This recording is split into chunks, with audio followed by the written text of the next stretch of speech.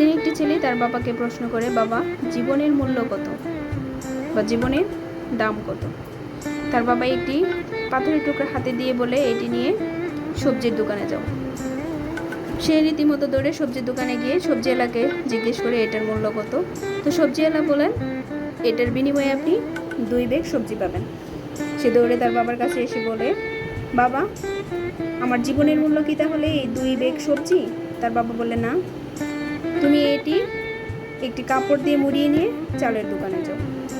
সে দৌড়ে চালের দোকানে গিয়ে চালের দোকানদারকে বলে, এটার মূল্য কত? চালের দোকানদার বলেন, এর বিনিময়ে আপনি 2 বস্তা চাল পাবেন।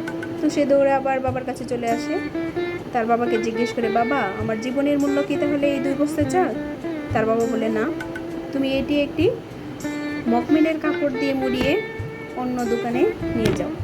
তো সে অন্য দোকানে না গিয়ে বুদ্ধি খাটিয়ে সে পাশের একটা জুয়েলারিতে যায়। জুয়েলারিতে গিয়ে দোকানদারকে বলে, এটার মূল্য কত? তো জুয়েলারি দোকানদার বলেন যে এটার তো অমূল্যবান, এটার বিনিময়ে আপনি পুরো দোকানটাই পেয়ে যাবেন। তো এর সারমর্ম হচ্ছে এটাই, আমরা আমাদের জীবনকে কোথায় প্রেজেন্ট করছি, কিভাবে প্রেজেন্ট করছি, এটার উপর ডিপেন্ড করছে আমাদের জীবনের মূল্যটা। আপনি কোন স্থানে আছেন তার উপর জীবনের মূল্য ডিপেন্ড করে। আপনার জীবনের সাকসেস, আপনার পজিশন, তার উপর বিলং করে আপনার জীবনের মূল্য।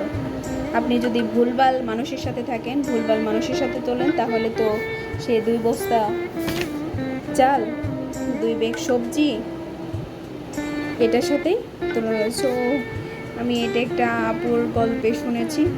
ভালো লাগলে লাইক, কমেন্ট